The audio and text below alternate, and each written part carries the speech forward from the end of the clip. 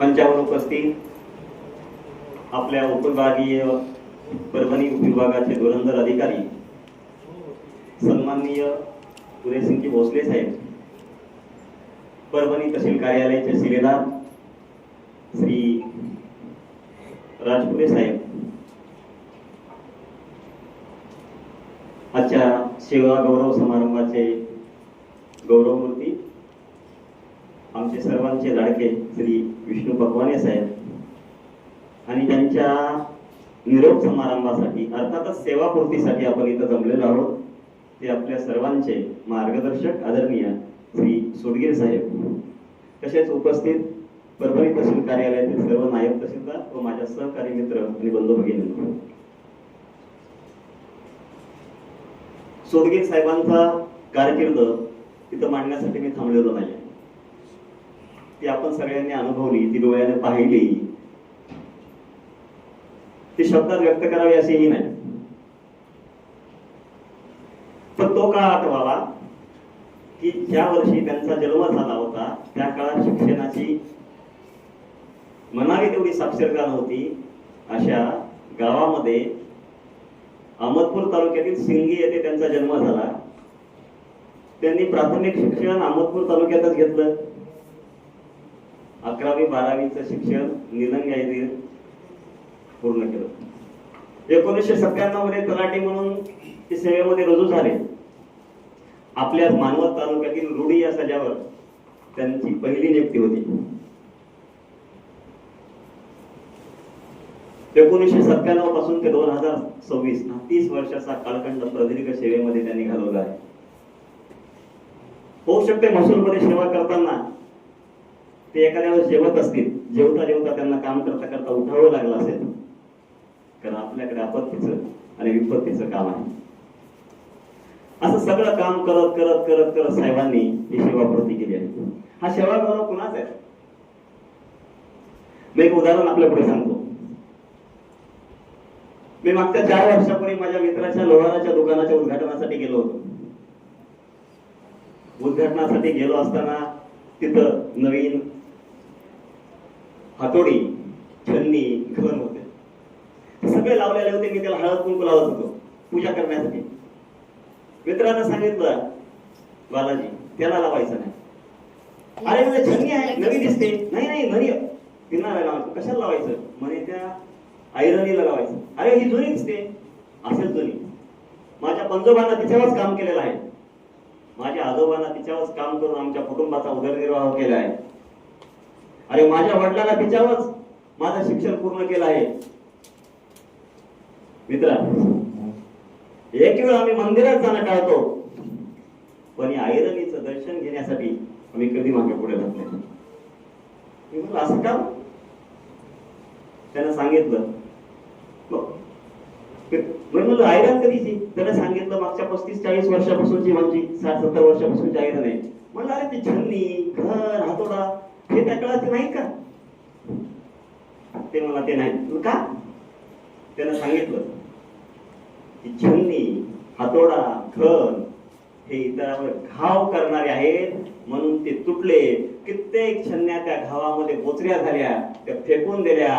पण ऐरण ही घाव सहन करणारी आहे, म्हणून आजही टिकून आहे. महसूल मध्ये घाव सहन करणाऱ्या माणसाचा सेवापूर्ती सोहळा उत्कृष्टपणे पार पाडतो. हा म्हणजे महसूल विभागातील ऐरण म्हणजे आमचे सोडगीर साहेब. सोडगीर साहेब म्हणजे आपल्या सर्वांचे बाप माणूस, मोठ्या अर्थानं कुटुंबातील करता माणूस म्हणजे बाप माणूस. अशा बाप माणसाविषयी एक मी 2 ओळीची कविता 30 सेकंद संपवतो. ही कविता इथं बसलेल्या सर्व व्यक्तींच्या वडिलांना समर्पित करतो. ही कविता ज्यांनी आपल्याला अक्षर लिहायला शिकवलं, ज्यांनी आपल्या इथपर्यंत पाठवलं, लेखनाचे धडे दिले आणि आपल्याला माणूस म्हणून घडवलं, वेळ प्रसंगी काबाड कष्ट केले, पण शाळेचं दार आपल्यासाठी उघडं केलं, त्या आपल्या सर्वांच्या बापासाठी ही कविता सादर करतो. कवितेत आपला बाप सापडला तर खूप चांगली गोष्ट आहे. माझा आवाज नाहीये, पण मी सादर करतो कारण ती बापाची आहे. बापाविषयी व्यक्त होताना माणसानं मागे पुढे पाहिलं नाही पाहिजे. बापा स्वाभिमानी बाना, बाप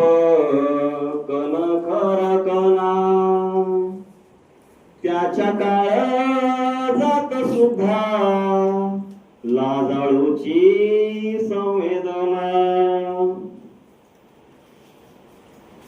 बाप पहाडाची छाती त्याचे हृदय गुलाब, त्याच्या घामाच्या थेंबाला हिऱ्या मोत्याचा रुबाब.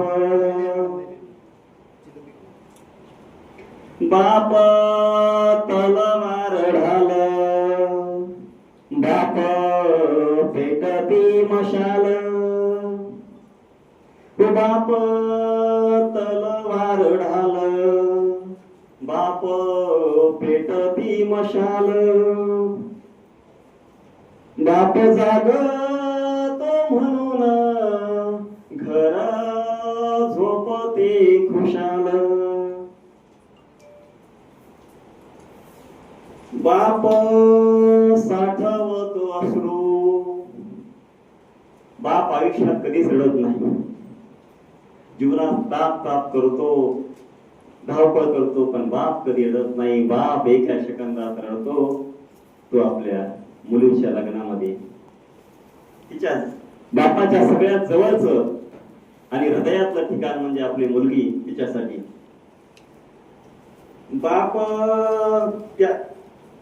बाप साठवतो अश्रू, वाट पाही त्या क्षणांची. बाप साठवतो अश्रू, वाट पाही त्या क्षणांची.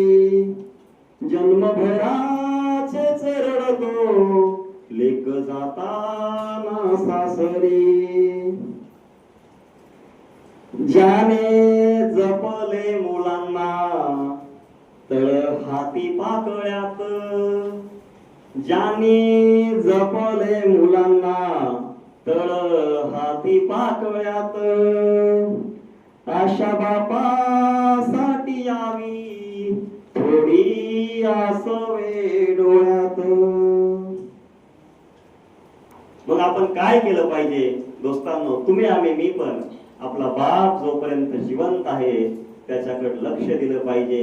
बाप आहे त्याच्याकडे औषध गोळ्या उपचार केला पाहिजे. याच्यात मी पण आलो दोस्तांनो. शेवटचं कडवं आहे, नाही उपयोग पुन्हा अरे किती घातले पितर. नाही उपयोग पुन्हा अरे किती घातले पितर. बाप थकल्यावरती त्याचा बनावा धार. बाप म्हणजे जशी एक झाडच आभोली. बाप म्हणजे जशी एक झाडच आभोली. बाप म्हणजे मुलांची जणू अव्यक्त माऊली.